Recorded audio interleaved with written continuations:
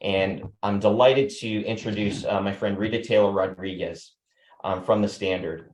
Rita is the National TPA Sales Director at the Standard. And the Standard has been really a phenomenal partner to Definiti in the past several years, but this year in particular. One of the things that the Standard has done that's really impressive and unique among all record keepers in the space has really been the focus on state mandated plans, how that impacts the business that advisors are attempting to do, in the retirement plan space. I think back in 1986, one of Ronald Reagan's most famous quotes was that the 9 scariest words in the English language are, "I am from the government and I'm here to help." That's really what state mandated plans are all about. It's really an indictment of the retirement plan industry saying, you know what, you guys aren't taking care of the coverage solution, for hardworking American business owners. So we're going to do that for you. It's really been a call to action and call to arms. And I think no one's done a better job than the Standard in putting together tools that advisors can utilize to attack the opportunity that's been created by these state mandated plans within the single employer plan space. So that being said, I'm delighted to introduce Rita Taylor Rodriguez from the Standard, and I believe Katie Shaliga may be online as well, but I don't know if she's here just to listen in and provide emotional support for you, Rita, or if she'll be joining as well, but I'll kick it over to you for the presentation. And I believe you're muted, Rita, so. Here we go, okay. Katie is going to join me in this presentation this morning. So thank you so much, Thomas, for that introduction. And before we get started, I want to also express that Katie, myself, and all of us at the Standard share the exact same sentiment that Matt and David and Norman shared with the merger of our two families. We are beyond excited and can't wait until we're able to really partner and work together on continuing to move our TPA program forward. So Matt, I look forward to being your partner again. Katie is going to share her screen. We do have some slides today. And before she gets into the state mandated plan presentation, I just want to give you a little background about the Standard. Now, this is before we actually merge our families together with Securian. I want to share a little background about the Standard. So we were founded back in 1906, and our corporate office is in Portland, Oregon. We have a little over 3,000 employees before the Securian acquisition, and we have 2 divisions. We currently have the insurance side that provides for employee benefits, and we have the asset management side, which covers retirement plans. We've been providing retirement plan services since 1932, and we provide record-keeping services for plans from startup to our largest plan currently that's about $1 billion in assets and about 4,900 employees. Katie, are you sharing slides yet? Oh my gosh, I am. Can everyone see that? We can see it. Yep. Okay, excellent. Just wanted to make sure.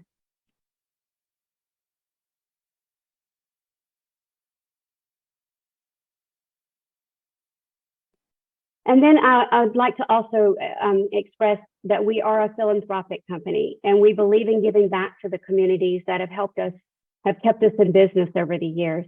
We as employees contribute to an annual campaign each year, and the Standard and our mother company, Meiji Yasuda, both match our contributions. So as employees, we get to choose these organizations that we contribute to, and with the generosity of the company, the organizations get triple the amount that we contribute. So Katie, without further ado, I'm going to hand it over to you, and let's get moving with our agenda today. Awesome. Thanks, Rita. So as Rita mentioned, my name is Katie Shaliga. I'm the National Accounts Sales Director here at the Standard. I manage all the RABD home office relationships and work with all of your advisor home offices out there in the field.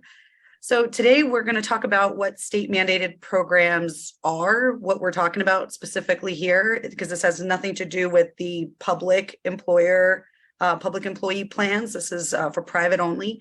We're going to see the current status of where all of the states are, because a lot of them they're in the legislative pipeline. They haven't fully rolled out a program yet. And we're going to highlight for a few of them we have where that are currently in place and currently running. I'm going to share some interesting tidbits that are specific to certain states that I think are very interesting.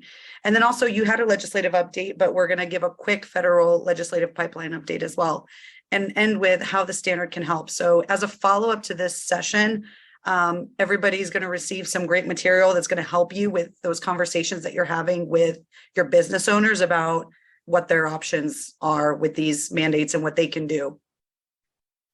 So starting off, what are state mandated programs? So this is established upon state law.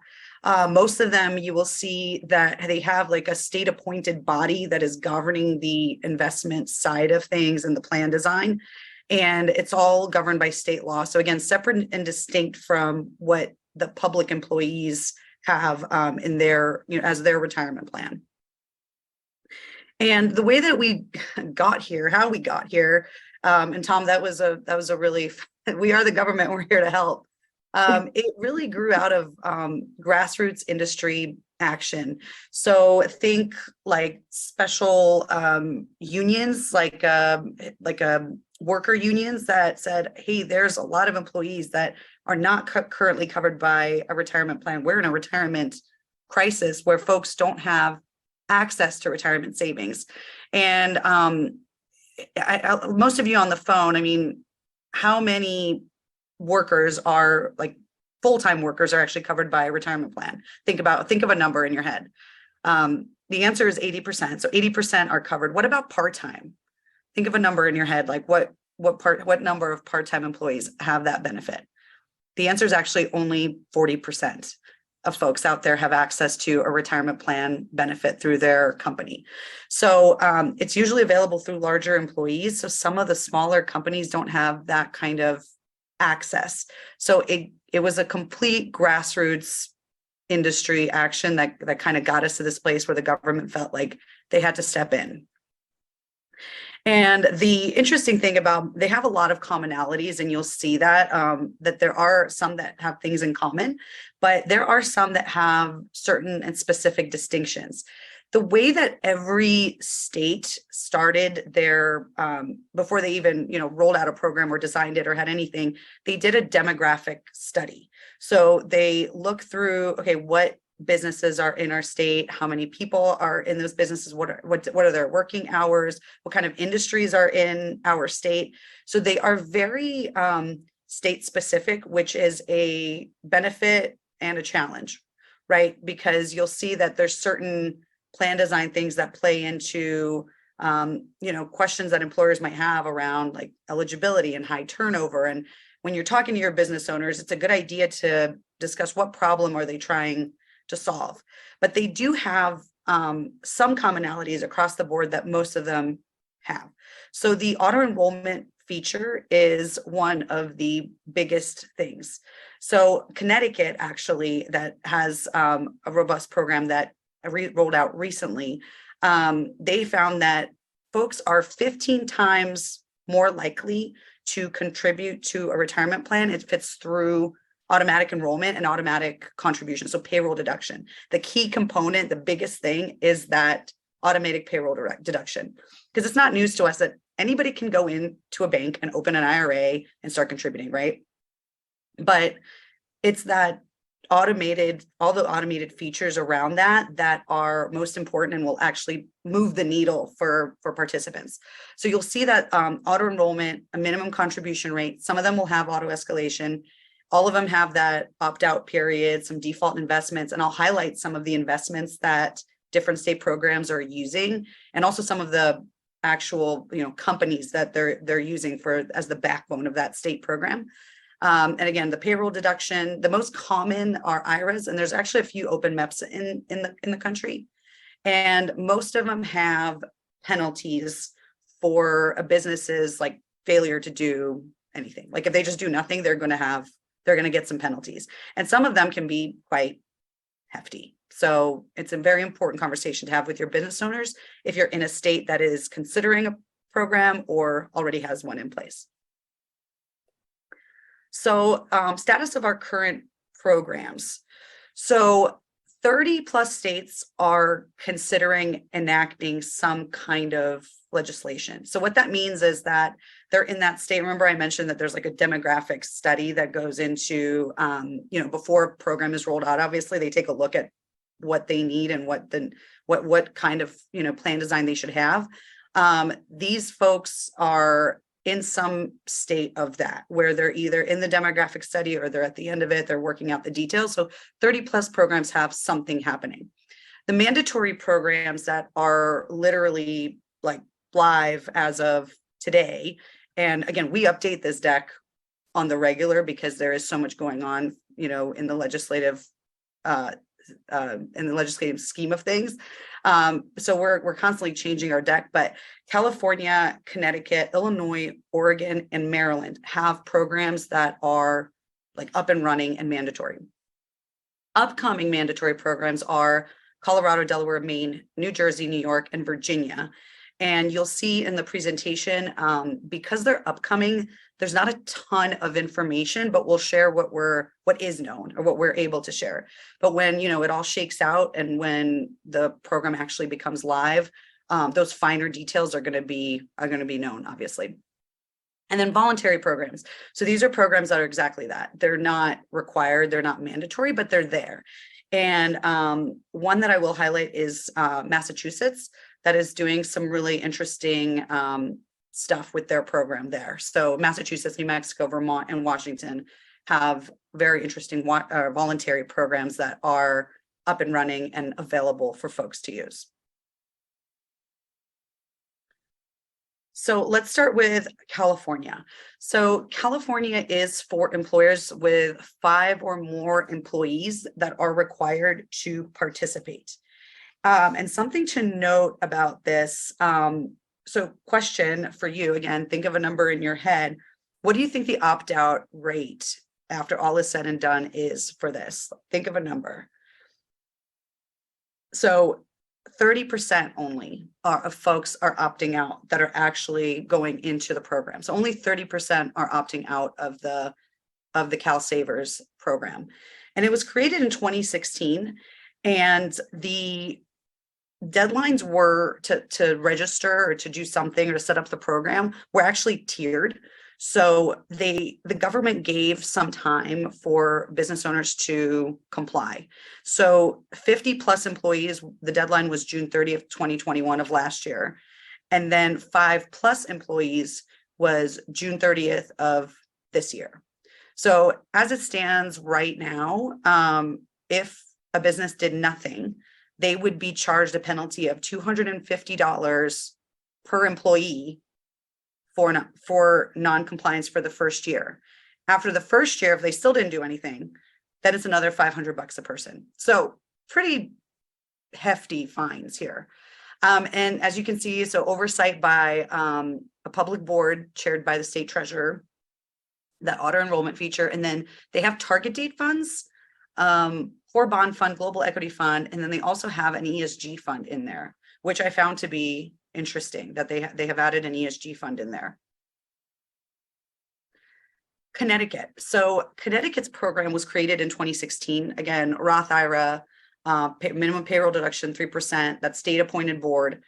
And they also have that tiered rollout. So employers of 100 or more has already passed. The deadline for, actually it's October 31st. So that has already passed as well. So employees 26 to 99 employees were supposed to have something set up by the 31st of this year. And then now the final, like the last tier of 5 employees plus, the deadline's March 31st. So if you're in the state of Connecticut or you have clients in the state of Connecticut, right now is a lovely time to start those conversations and use some of the resources that we're going to give you to get some kind of program set up. And so this is interesting to highlight. They have eligibility requirements. So 19 years of age, employed with an employer for at least 120 days. So think of that, like, I thought this was kind of interesting that, some of the industries that have a lot of turnover, this kind of helps that issue of, okay, well, didn't you have to set up the payroll deduction for all these employees? This one, it has that requirement of 120 days, and they have to be paid more than $5,000 in the prior calendar year. And then the 30-day notification, obviously. And the cost, so this comes up, advisors ask us this a lot. So like, okay, so what does it actually cost? It's an annual asset-based fee of about 22 bips. That includes the investment management fee and then ongoing $26 annual account fee to the participant. And I just think that's interesting. Again, when you're talking to the business owners about that comparison versus another option. And their investment options are interesting too. So target retirement portfolios. And then they're using Vanguard, Fidelity, Schwab, fixed income, income and growth, balanced, conservative growth, moderate growth, and regular growth, all passive investments, which I thought was interesting. And then money market and a money market fund, obviously. Vestwall is their chassis plan administrator, and then they have payroll integration. They have all of the big ones listed there, and then they have like others. So I'm assuming that there's other that could, maybe you could set up integration, but then they also have manual upload if that's not an option. And then they have a call center in English and Spanish, which I thought that's really great. Illinois is another program that is mandatory and up and running. Employees of 5 or more, automatic enrollment at 5%, Roth IRA, they can opt out. The deadlines are, so right now the deadline has already passed for 15 to 24 employees. And then 5 and up is going to be September of next year. So again, if you're an advisor in Illinois or you have clients in Illinois, have this conversation, because as you can see here, that $250 fine per person and $500 or after can really, really add up.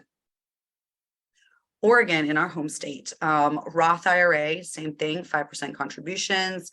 They have 60 days to enroll, and they have, so money market fund, target dates, and then the S&P 500 index.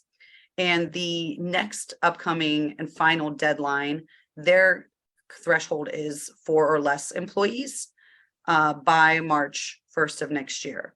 So this is the last, this program has actually been the oldest and most running. And I wonder if this is like why state programs are our thing, is that we were literally the first state to come out with one. And so 4 or less employees is next year here in March. And $100 per affected employee up to a maximum of $5,000 per year. So they said like a max for their penalty. Maryland, so my home state, I'm in Maryland, has some interesting differences than the others. So it's brand new. It just rolled out in September 15th of this year. So you can see here, there's that requirement of the business has been in operation for at least 2 years, at least one W-2 employee. So smaller threshold, I guess their demographic study showed that those are the folks that need the most help, at least one W-2 employee. Auto enrollment at 5 with a 1% escalation each year up to 10%.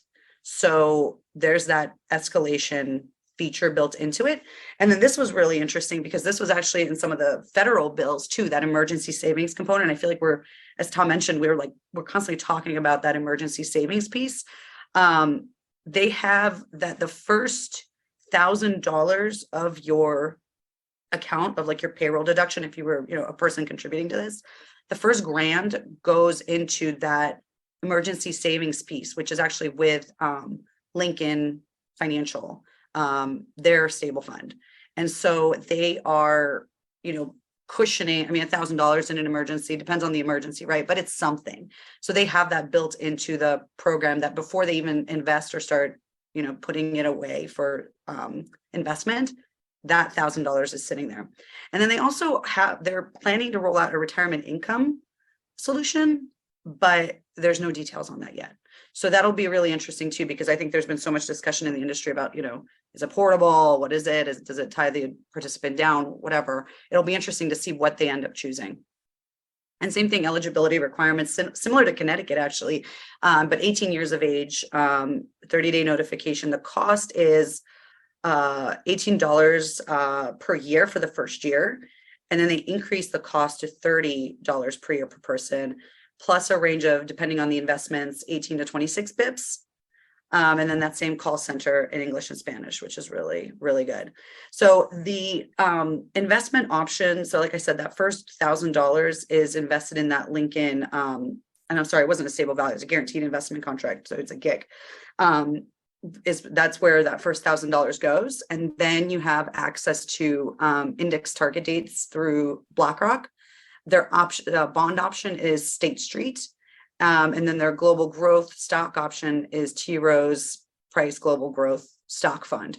And I saw T. Rowe Price, of course, it's Maryland. Of course, they got to have T. Rowe Price in there. It's their home office. So just interesting fun facts about that. Vestwell is also their plan administrator. Their payroll integration was a little bit more shady than Connecticut. They didn't call anybody out. They just said most providers or manual upload. So hopefully they have some kind of payroll integration to make it easier on those business owners to administer this.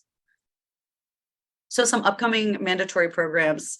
Colorado has one coming up with, again, same types of features, 5 or more in business for at least 2 years. Fines are going to be capped at $5,000 a year.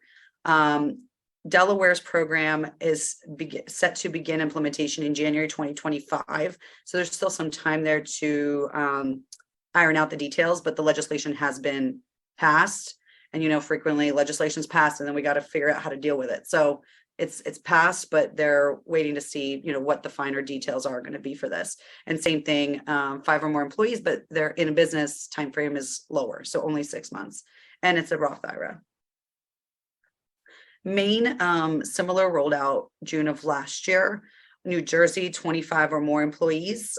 So a higher threshold, a higher employee count for that, with an automatic enrollment IRA program. So similar features as the others.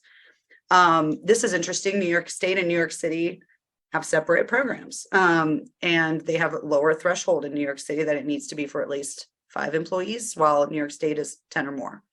And then Virginia, they have a distinction with the hourly requirement that it has to be at least 30 plus hours. So when they did that demographic study, they probably found that that was what was most appropriate for them. And again, the higher threshold of 25 or more employees only. Massachusetts. So pulling this one out, I said it is quite interesting, I think, and I hope you find it interesting too, that this one is an open MEP. And it's for nonprofit organizations only with 20 employees or fewer. So very, very specific, but meant for nonprofits only. And again, you have that, state oversight, automatic enrollment 60 days after receiving notice. And they take up that 6% on, pre-tax basis, annual increase of 1 or 2. So employer can choose to, push the needle further up to a maximum rate of 15.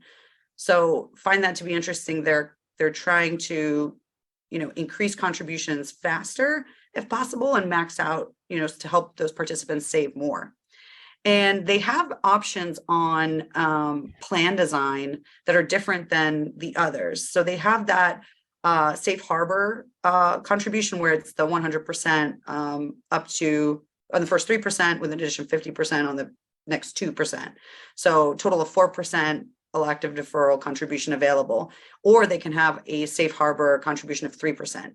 So what's unique, so these other programs that we just talked about, the employer can't contribute any monies. They just can't do it. It's not, in the program, it's not, they're not able to receive it.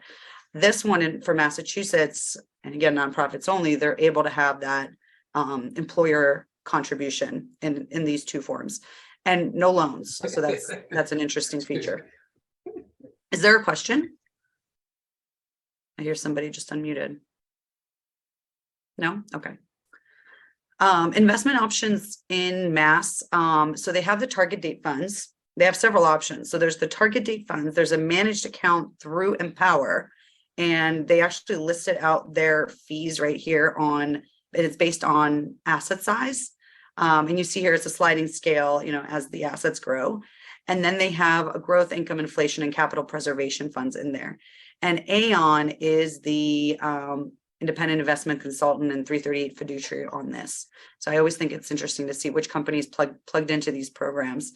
And then the record keeping admin fees, only $65 a year per participant. So some additional voluntary programs.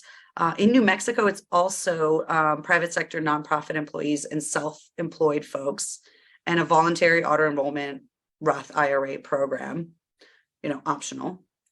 Vermont is also an open MEP for employers with 50 or more employees.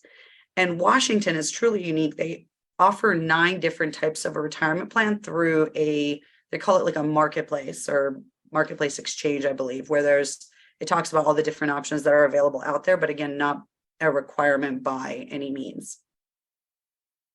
Some honorable mentions, and these are states that are coming close or have already launched studies that should be rolling out with some kind of guidance here in the future to look out for. And if you live in any one of these states, definitely keep an eye on it, because exciting times in the state program field. Like more and more states are coming out with something. So look out for these honorable mentions to produce something out there for their business owners. So federal legislative horizon, and I know you guys had a very timely update already. So I'm going to just highlight the key pieces of these. So again, the Senate has a bill, the House has a bill. What are the things that are on the table? The Rise and Shine Act they have an automatic re-enrollment provision every 3 years. So this is interesting. So meaning like if you opted out and 3 years later, the employer is going to be required to re-enroll you every 3 years from that, which will be interesting to see if that passes. That emergency savings component that Maryland already has in place there, that's going to be a requirement. And then plan design costs taken from plan assets, that's on the table as well. For the RISE Act, that's also offered up by the Senate committee. Improved coverage for part-time workers is on the table, and retirement savings lost and found. So it's always interesting to see what happens federally, like what shakes out in the end. But these are all things that are, to think about, that are up on the table if you're having those meetings with your business owners to, highlight what's happening in our industry and what they might see come down the pike. The EARN Act, which was brought by the Senate Finance Committee, that's due to merge with that Rise and Shine Act that Congress considered it in this year. And those key proposals that are in that bill are an increase in the savers tax credit, student loan payments used as elective deferrals for matching contributions. And then they also are looking to help with startups, make them easier for folks to do, and to allow 401k safe harbors to replace simple plans mid-year, that would be interesting. And also for hardship distributions for emergencies to make sure that that's in place with plans. And then the famous Secure Act 2.0 that we keep talking about. So we're still coming down the pike. And the key considerations there are e-delivery considerations, the startup credit that we saw in the prior bill to cover the cost 100% for small employers. And then also expanding that automatic enrollment. So all in all, I think, we covered a lot. This presentation is usually covered in an hour. So this was like a speed race through in 30 minutes. I think overall, and I hope you feel the same way, that the challenges that these state programs bring can also be used as opportunities. So, okay, yeah, there are some differences, among states, but for you as an advisor, you get to explain those differences and talk about the nuances with your business owners so that you're able to, educate them and help them navigate. Okay, so these are the differences in your state. These are the opportunities out there of different plan options that you should consider. So it allows for some kind of that specialization for you as an advisor to help with that guidance. Another challenge, there's a lot going on in Congress. You keep hearing the buzz that we're going to get something by the end of this year. I think now with the election, behind us, hopefully there will be some kind of guidance that will come out. And it's a challenge, new market potential clients, but I also think that that's a opportunity for you and as an advisor. And I hope that you look at it that way, that this is an opportunity for you to engage with your business owners and help them. So how the standard can help. So we have created, I'm a visual person. Like I need a chart, I need a like some kind of pie chart. I need something visual in front of me to understand. So we created these pieces that are white labeled, which means that you can throw your logo on there, put your contact information on there. I've seen some of our clients like change the colors.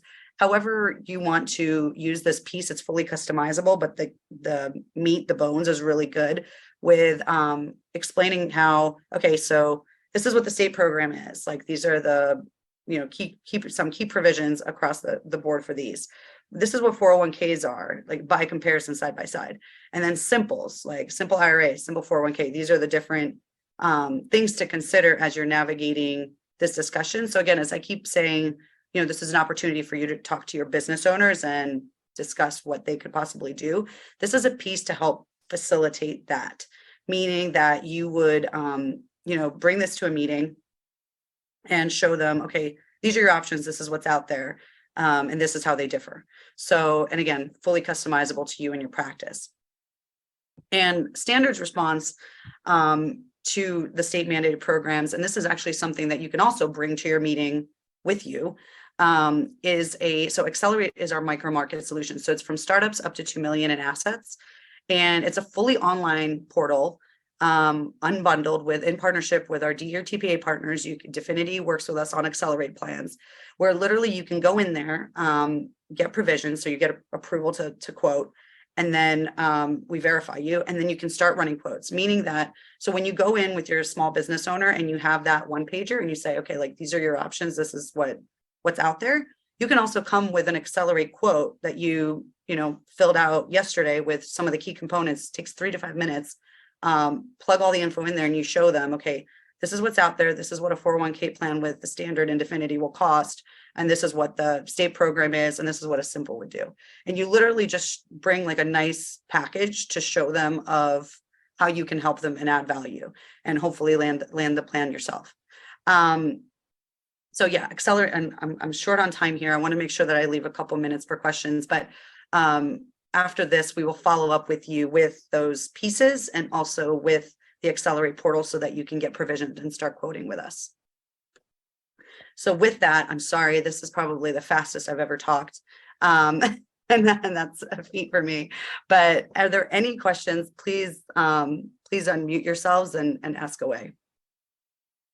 Thank you, Katie. Thank you, Rita. No questions have come in from our attendees for the session, but again, thank you so much for joining us here this afternoon or this morning. In some folks' cases, still out on the West Coast. As I mentioned earlier, I don't think anyone has done a better job than the standard in attacking the opportunity provided to advisors vis-a-vis having a conversation and dialogue about these state mandated programs. The tools that you've all put together, inclusive of the Accelerate program and the micro market, are absolutely tremendous. So look forward to the continuation of our partnership, generation of new business opportunities there. But thank you again, Katie and Rita, for joining us this afternoon. Really appreciate everything. It's our pleasure. Thanks for having us. Absolutely. So just in wrapping up, everyone, thank you again for a phenomenal week of the 31st annual Definiti Retirement Academy. We appreciate your attendance. As I mentioned earlier in the day and yesterday and throughout the course of the week, we understand and appreciate how valuable your time is. If you're not speaking, to your clients and prospective clients, then you're doing something behind the background for them. So the time that you've taken and dedicated to sharing with us, we understand, how important and how valuable that is. And we sincerely appreciate your attendance there. If there's anything that we could be doing to improve your experience going forward in any of the thought leadership content that we put together as an organization, or with regards to what we do for you in the Definiti Retirement Academy every year, please, we will only get better in working in partnership with all of you. So let us know what we can be doing to ensure that this continues to be the value add content that we've been providing for the past 31 years. We do have, Christina, if you wouldn't mind putting the slide up for me, please. I believe there's a slide, and just in closing, on behalf of our nearly 275 colleagues here at Definiti, again, thank you so much for your partnership. Thank you for providing us the opportunity to visit with you this week. Be on the lookout for our bi-monthly advisor roundtable series invitations, our Definiti Insights items, our ERISA Connections newsletter. And then as we head into next year, our Definiti Retirement Academy will be going through a very, well, I think a minor but value-added change. Instead of there being 1 week of content all in November, since it is an academy, we are going to be breaking it down into 2 different semesters, into a spring semester and a fall semester. That way we can ensure that we're addressing the topics that are top of mind for all of you, in 2 of the most important segments and calendar sections of the year. So we're tentatively set for May 16th and 17th for the spring semester in 2023, and November 7th and 8th. So falling in that same second week of November for our fall semester, which is historically where the annual Definiti Retirement Academy has been. Thank you again for your participation. Please be certain to reach out to your Definiti regional sales consultant, regional sales director, or regional relationship director, for information regarding changes in the legislative and regulatory environment surrounding qualified retirement plans, and to talk to them about how Definiti can best assist you in not only maintaining your existing book of retirement business, but building it as well. Thank you so much. And as we head into the holiday season, I wish you and your families happy, safe, and healthy returns. Thank you so much. Happy Veterans Day to any veterans that have joined us this week, and enjoy a great weekend. Take care.